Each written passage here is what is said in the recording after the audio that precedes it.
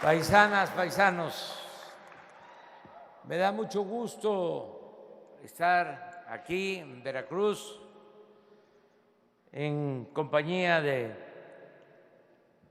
el gobernador de Veracruz, Cuitlahua García Jiménez, nuestro amigo, nuestro hermano, nuestro compañero.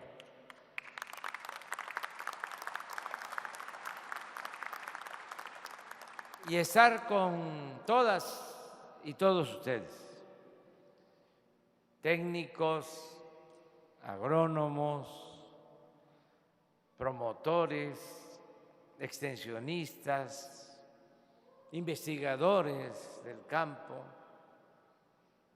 todos los que trabajan en comunidades, en ejidos, en el medio rural, que trabajan con campesinos, con productores, pequeños propietarios, ejidatarios, comuneros. A todos ellos les mandamos un saludo respetuoso desde Veracruz a todos los campesinos de México.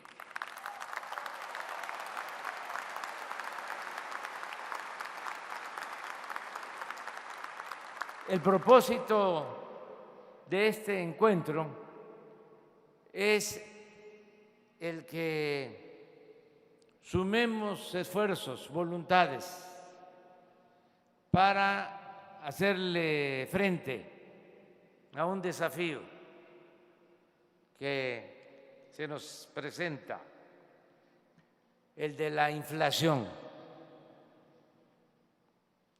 Estamos saliendo de la pandemia que nos causó mucho daño, no solo en lo material, sino en pérdidas de vidas humanas. Nos dolió mucho. Y salimos, a pesar de los pesares, porque nos unimos todos los mexicanos. Ayer decía yo y lo repetí en Monterrey y en Guadalajara, de que gracias a nuestro pueblo, a sus costumbres, sus tradiciones, podemos enfrentar calamidades. Siempre nuestras culturas nos salvan de momentos difíciles, de inundaciones y de sequías y de incendios y de temblores y de esa pandemia que hemos padecido durante mucho tiempo, la corrupción, porque esa peste quería destruir a nuestro país, porque no olvidemos que la corrupción es lo que más daña, lo que más destruye. Y sin embargo, por nuestras culturas, por los valores que se conservan de tiempo atrás, que vienen de lejos, de las grandes civilizaciones que florecieron en nuestro territorio, hemos podido salir adelante, no han podido corromper como querían a México. Acuérdense de cómo decían que el que no transaba no avanzaba y de que la corrupción era parte de la cultura del pueblo de México. Y decían, político pobre, pobre político. Y una vez le preguntaron a un cacique que siquiera la moral, y dijo que era un árbol que daba moras y que valía para pura, eso no lo puedo decir. Pero quisieron corrompernos a todos, haciéndonos creer que vale el que tiene. Sin embargo, abajo, en nuestras familias, nuestros pueblos, se mantuvieron otros valores: la honestidad, el hacer el bien sin mirar a quién, el cuidarnos unos a otros, el ser bondadosos, fraternos. Ahora viene la pandemia, ¿y por qué salimos a pesar de lo terrible que fue? Porque nos cuidamos en nuestras casas, por nuestras familias. Siempre he dicho que la familia es la principal institución de seguridad social en nuestro país. No es el ISSSTE, no es el Seguro, no, es la familia. Aquí estamos unidos. Daba yo el ejemplo que cuando empieza la pandemia, donde hay más desgracias, es en los asilos de ancianos de los países europeos. Pero en México no hay muchos asilos de ancianos, porque nosotros cuidamos a nuestros padres, a nuestros abuelos, los tenemos en nuestras casas. Todo eso es cultura. El que estén nuestros hijos viviendo en las casas, con todo respeto. En otros países van creciendo, llegan a la adolescencia y ya les dicen, ahueque que lala, ya, búsquenle. Acá no es así, hasta abusan, se quedan más tiempo, no se quieren ir de la casa.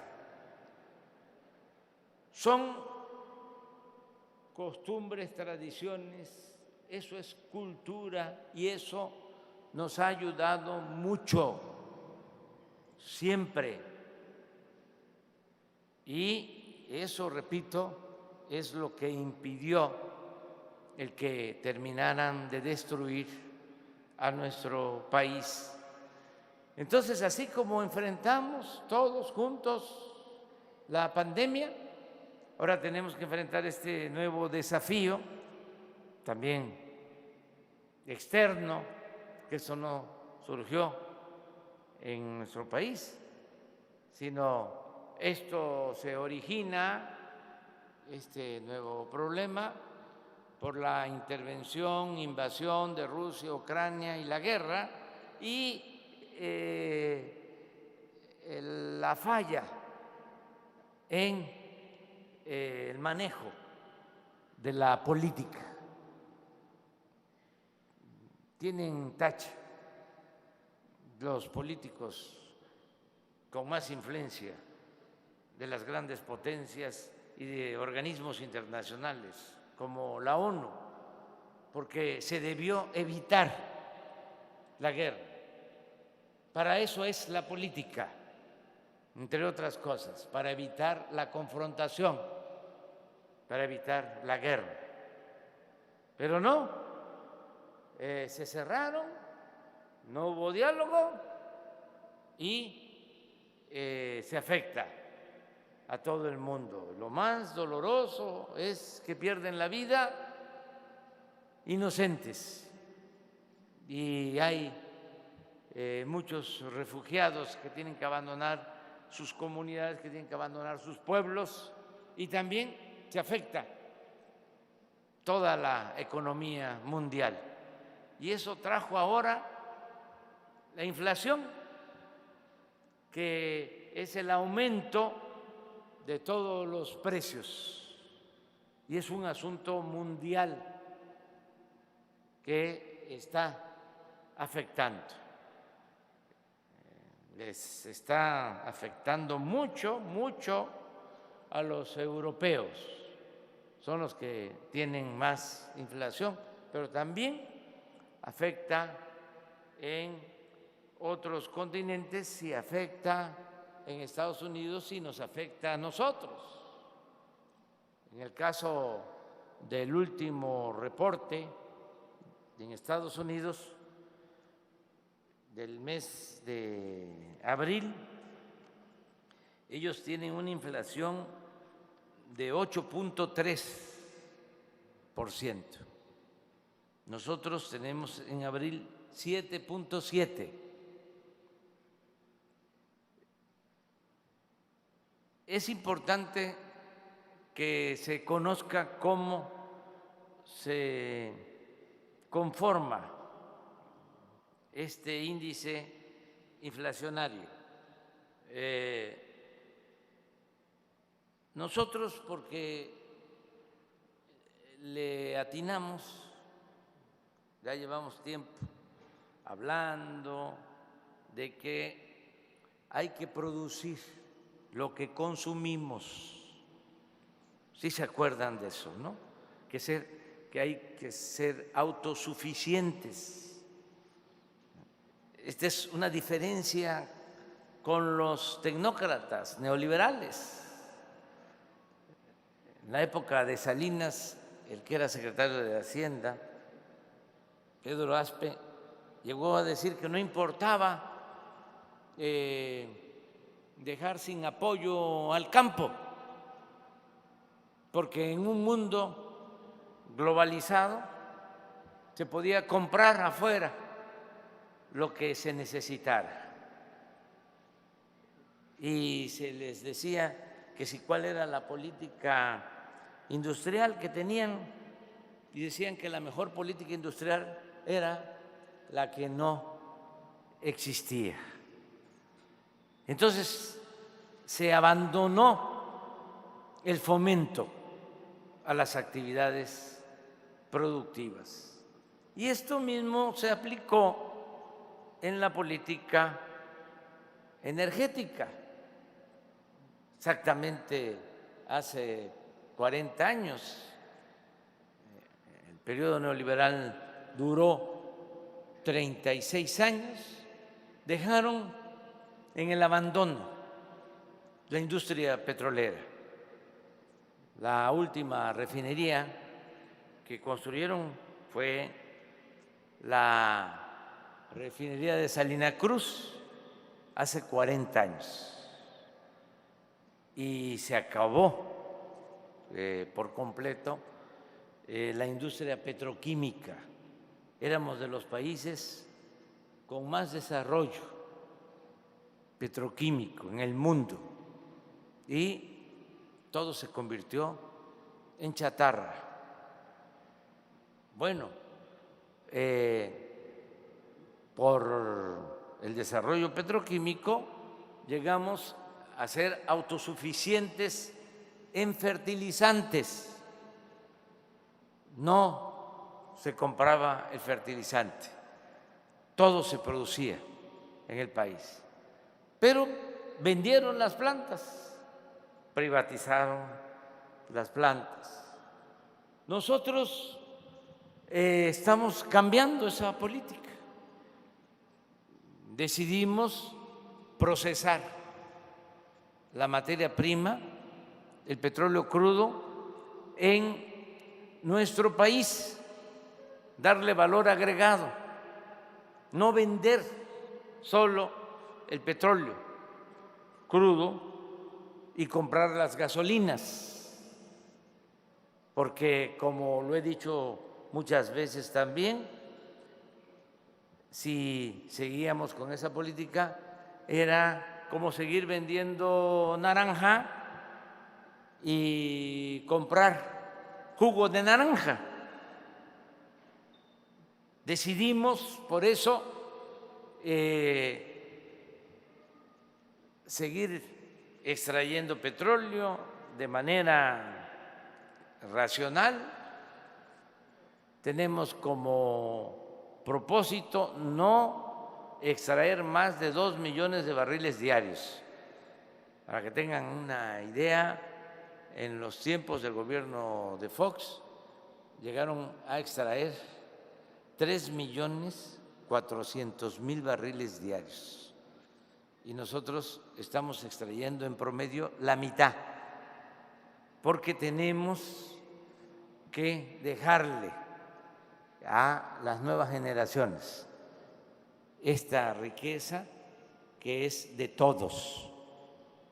No es que no haya petróleo, hemos invertido en exploración y tenemos para sacar el doble de petróleo, pero no vamos a actuar de esa manera, quedándonos nosotros, nuestra generación, gastándonos la herencia de nuestros hijos y de nuestros nietos. Pero además, nosotros no tenemos un doble discurso, no somos hipócritas, de esos que andan ahí promoviendo el que hay que enfrentar el cambio climático y que ya no hay que seguir utilizando recursos como el petróleo.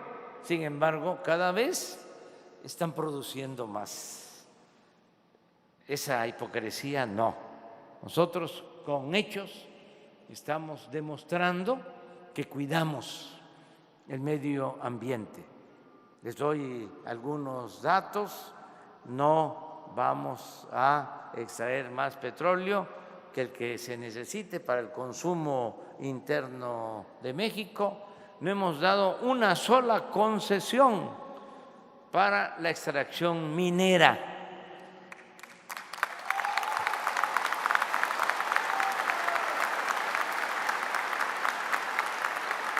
No se permite el uso del fracking para extraer hidrocarburos, porque estamos cuidando el agua y no hemos permitido la entrada del maíz transgénico.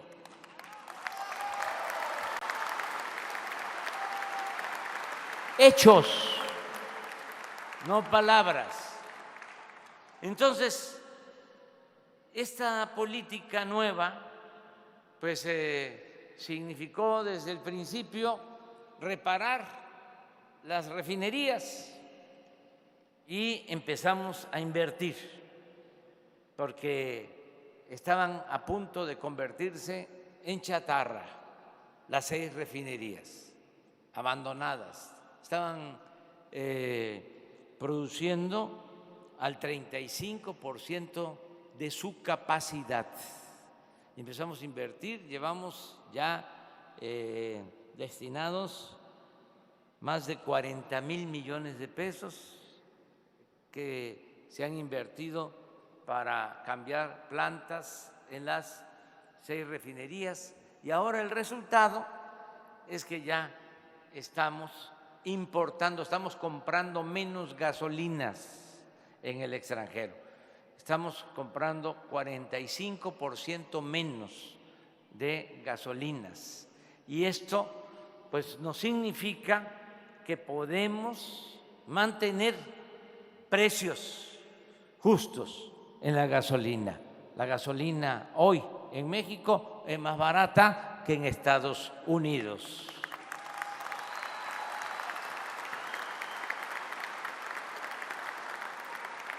Y ya también hicimos otras cosas, porque esto es hacia adelante. El año que viene se deja de comprar la gasolina y el diésel en el extranjero. Vamos a hacer autosuficientes, porque compramos una refinería en Texas. Ya ven cómo era la costumbre, venían y aquí nos compraban, ¿no? Nuestras plantas. Ahora, con todo respeto, no es para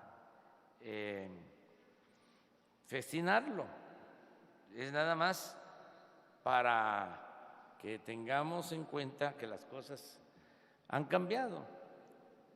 Cuando Salinas, en vez de hacer una refinería en México, la hicieron en Texas con dinero de Pemex y se asociaron con una petrolera, con Shell, y le dejaron a Shell el 51% de las acciones y a Pemex el 49%. Y desde entonces, pues Pemex no veía utilidades y la dirección, la administración de la refinería estaba a cargo de Shell.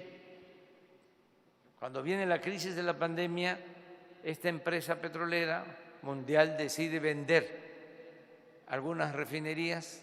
Esta no estaba incluida porque esta tiene muy buen rendimiento, tiene capacidad para procesar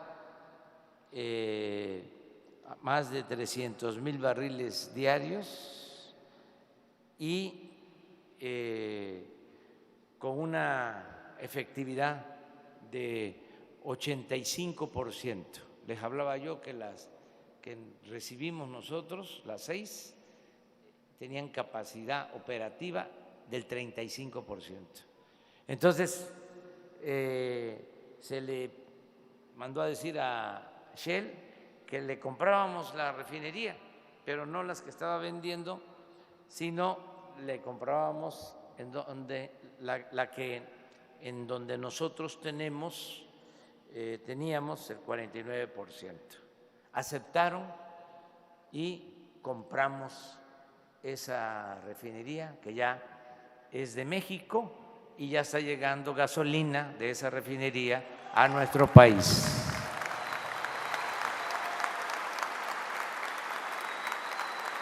Ya saben también que se está por inaugurar la refinería de Dos Bocas, también para procesar más de 300,000 barriles diarios, y estamos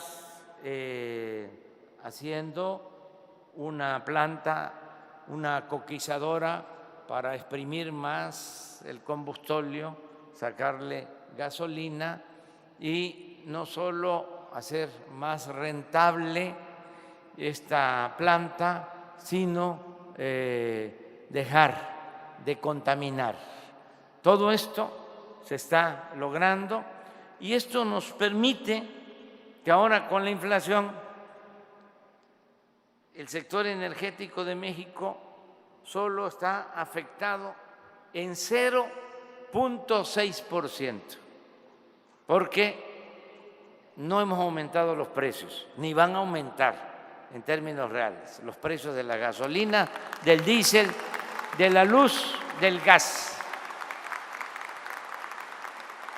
Como tenemos esto controlado, el impacto es 0.6.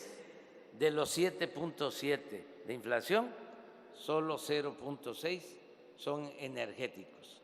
Nada más piensen si dejamos libre, sin el apoyo que le estamos dando para que no paguen impuestos los consumidores de gasolina, si dejamos libre el precio, se va la gasolina a las nubes.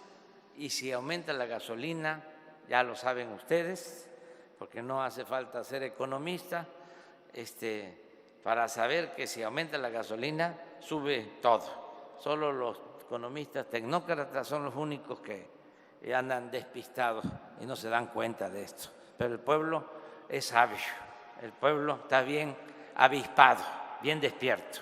Entonces, no vamos a aumentar los precios de los combustibles. En Estados Unidos, del 8.3% de inflación, 2.1% es inflación por energético. Están a punto de emitir un decreto porque van a tener que controlar los precios. Ahora en la frontera, y lo vamos a seguir permitiendo, nuestros amigos, vecinos de Estados Unidos llegan a cargar a las gasolineras o gasolinerías que están del lado mexicano, y lo vamos a seguir permitiendo porque nosotros no queremos que haya fronteras. Nosotros somos partidarios de un mundo sin frontera. Nosotros queremos que haya fraternidad universal.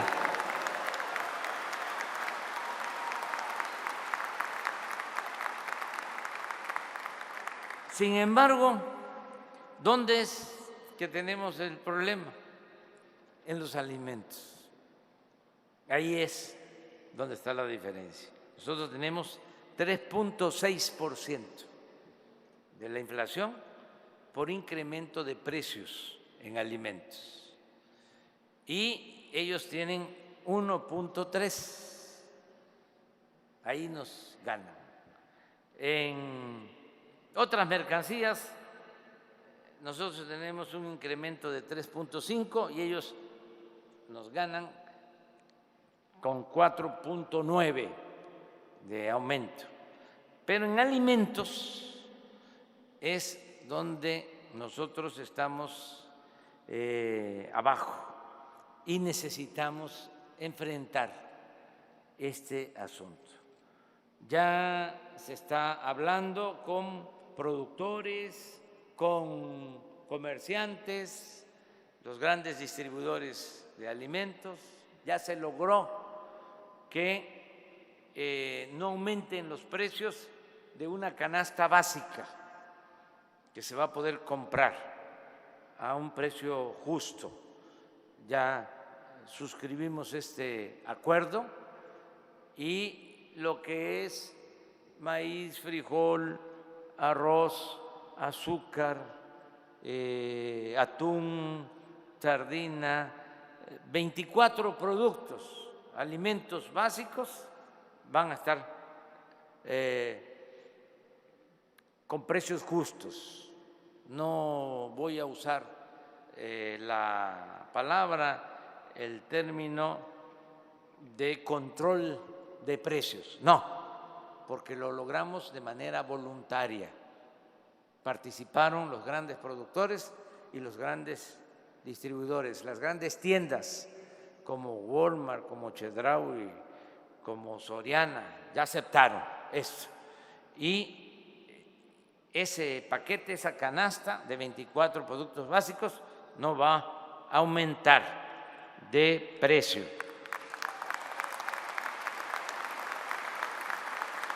Y se los agradecemos mucho, no les afecta tanto, al contrario, ellos contribuyen, no les afecta mucho porque el que sabe de comercio conoce que hay artículos que les llaman ganchos, que dejan muy poco, pero al ir a una tienda de esas, pues no solo van a ir a comprar la canasta básica o lo más necesario, de repente compran otro artículo y ahí es donde ellos tienen utilidad. Entonces, esa es la práctica comercial y no siempre la gente, afortunadamente, compra lo básico. También compran otras mercancías, compran la ropa, tienen que comprar el calzado y ahí ya tendrían ya una utilidad razonable en el comercio. Entonces, vamos a llevar a cabo esta política. También otra acción es que mientras no tengamos autosuficiencia alimentaria, estamos quitando los aranceles, los impuestos, para que el que quiera vender en México alimentos básicos pueda venderlos en el país a precios bajos, sin que tengan que pagar impuestos. Acabo de hacer una gira por Centroamérica y por el Caribe y el primer ministro de Belice se quejaba de que ellos, y aquí están seguramente amigas, amigos de Quintana Roo, sí están, ¿verdad? Conocen bien esta historia de que los hermanos vecinos de Belice pues compran todo en Chetumal. Y me decía el primer ministro, estamos comprando pues como 500 millones de dólares en México y México solo nos compra 1 millón.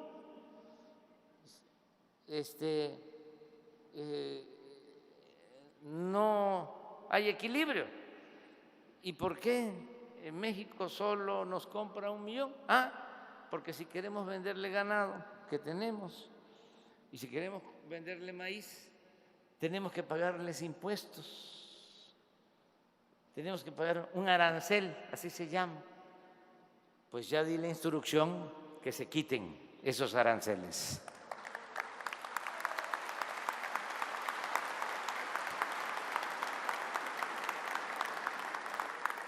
Entonces esto va a ayudar para que tengamos más oferta, no cerrar nuestra economía, sino abrir para que tengamos lo que se requiere. Y lo más importante de todo en la estrategia, pues es producir lo que consumimos. En eso estamos de acuerdo.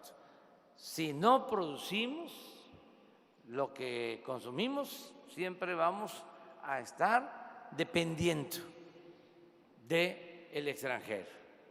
Ahora, con la crisis mundial, solo el flete marítimo ha aumentado 10 veces. El traer de Asia y de Europa los productos básicos, las mercancías, 10 veces en transporte. Pues es lógico que lo mejor pues es producir lo que consumimos. Y si nos vamos a escala, lo mejor es pues empezar por el autoconsumo, que no podemos, como lo hacen millones de mexicanos, sobre todo los campesinos, los indígenas, producir el maíz para su autoconsumo. Hasta los jornaleros que van al norte pueden estar 6 meses trabajando como jornaleros en la agricultura comercial, pero regresan 6 meses para sembrar su tierra y tener su maíz y tener su frijol. Ya eso lo saben muy bien ustedes.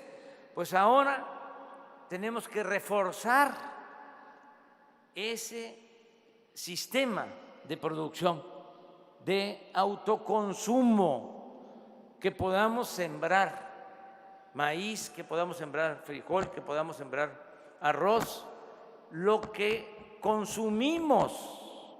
¿Y con quién podemos hacer eso? Pues desde luego que con los campesinos, mujeres y hombres, porque en el campo trabajan mujeres y hombres. Ahora que voy a ir a Puebla, voy a pasar por Esperanza, voy a pasar por Palmar de Bravo y estoy seguro, aunque yo pase a las 4 o 5 de la tarde, ahí están trabajando la tierra, hombres, mujeres y hasta niños, toda la familia trabajando la tierra. Porque afortunadamente también no se ha logrado el desarraigo, le sigue teniendo mucho amor el campesino a la tierra. Si no fuese por ese amor, ya no existirían los campesinos, porque los han tratado tan mal. No solo es el abandono, como se dice, al campo, no, es el abandono al poblador del campo. Y siembran y nunca sacan ni siquiera lo que invierten. Entonces, ¿para qué siembran? Por el amor que le tienen a la tierra, no solo por lo que van a obtener. Entonces, ahora nosotros tenemos que apoyar a los productores del campo, como lo estamos haciendo desde el principio, pero ahora más todavía. Tenemos programas como el Sembrando Vida. Hay que decirle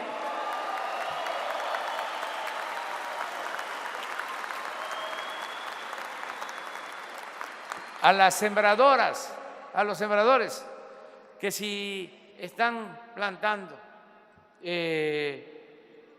cítricos o árboles maderables, que ahí vayan intercalando, que ahí se siembre maíz y se siembre frijol para tener autoconsumo. Esa es la orientación que estamos dando y lo estoy haciendo aquí con ustedes porque ustedes trabajan ahí abajo, pero también lo voy a estar repite y repite como disco rayado en las mañaneras. Todos a sembrar. Jornada, campaña de producción para el autoconsumo.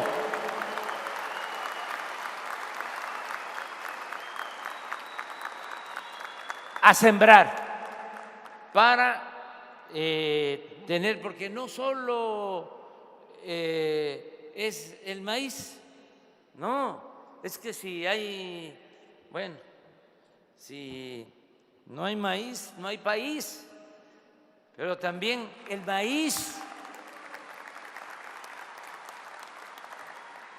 es la gallina, es el puerquito, es la economía campesina. Hay un ejemplo de economía campesina en Puebla, en Tlaxcala, por ejemplo, en Tlaxcala tienen muy poca superficie, son parcelas muy pequeñas, pero ahí tienen maíz y producen lo que consumen y un poco hasta para vender, hasta para el mercado.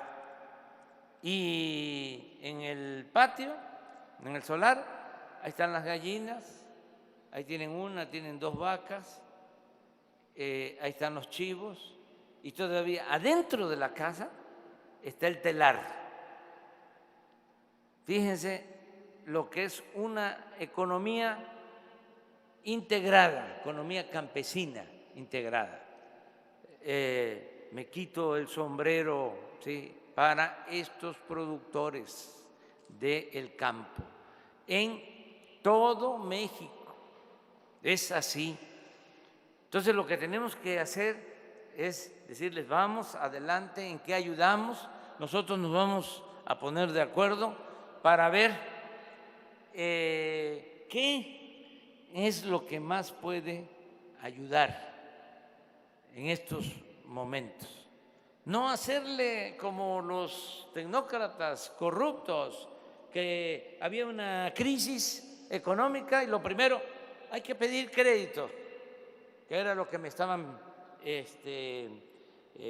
planteando cuando la pandemia, que yo endeudara al país. Le dije, no, me estaban planteando también que yo decretara que no se pagara impuestos durante 6 meses. Imagínense, nos quedamos sin ingresos, ¿cómo vamos a ayudar a los más necesitados? Y eso de pedir crédito, como lo hicieron otros países, pues ahora están padeciendo ellos, nosotros no, porque no vamos a pedir crédito para darle a los de arriba, como el FOBAPROA, que las deudas privadas se convirtieron en deuda pública. Ahora fue distinto, ahora fue de abajo para arriba. Nada de que hay que darle a los de arriba porque así, si se le da a los de arriba, llueve fuerte y gotea a los de abajo. Que se vayan al carajo con ese cuento.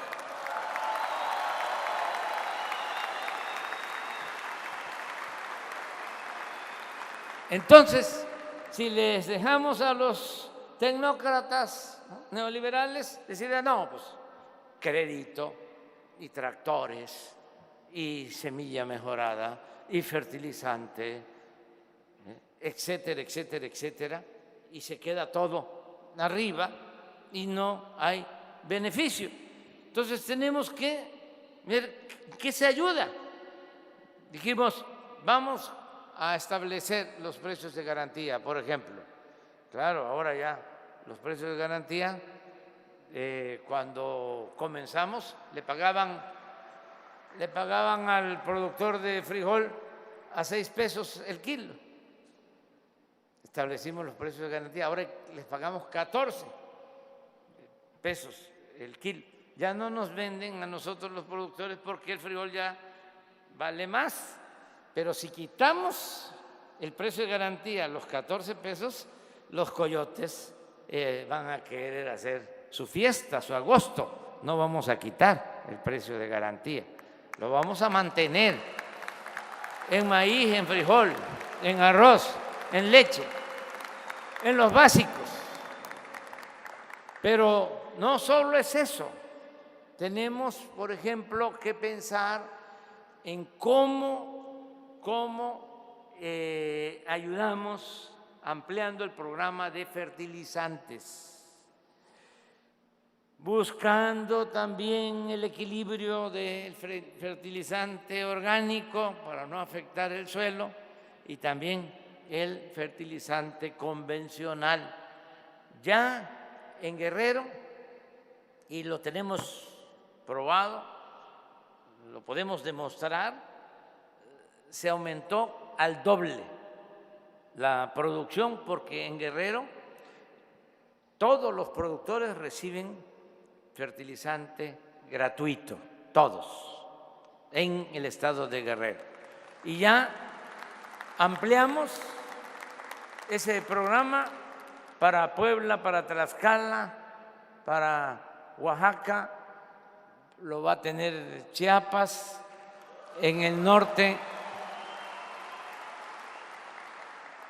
Zacatecas, Nayarit, pero también lo vamos a aplicar aquí, en Veracruz y Quintana Roo y Campeche y Tabasco.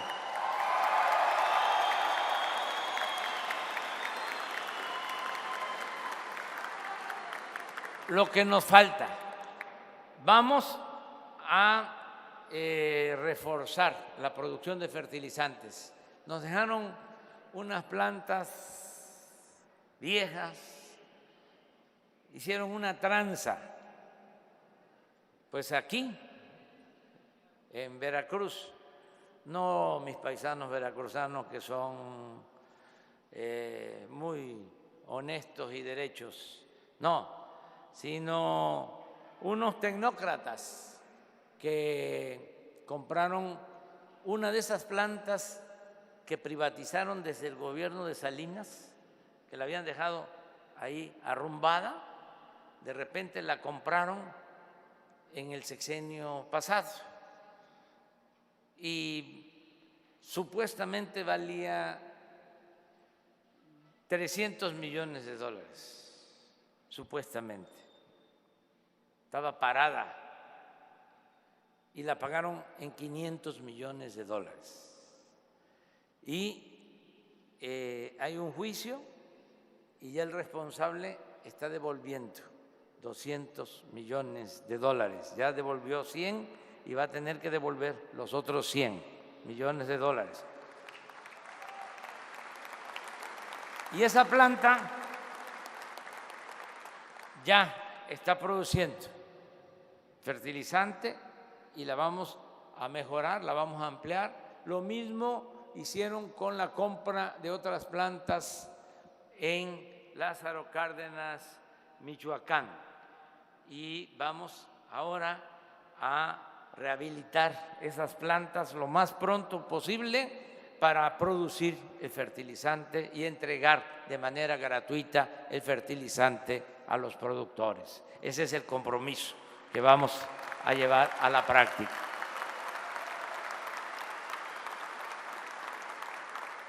Pero necesitamos del apoyo de todas, de todos ustedes. Y por eso esta reunión. Yo les pregunto, ¿cómo lo ven? ¿Le vamos a entrar? Bueno, que levanten la mano los que van a participar.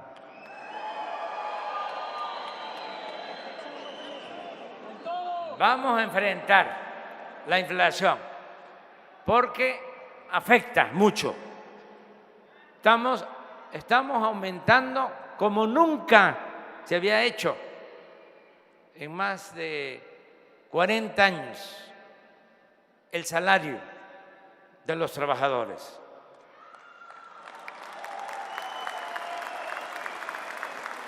En el tiempo que llevamos, 70% de aumento del salario, pero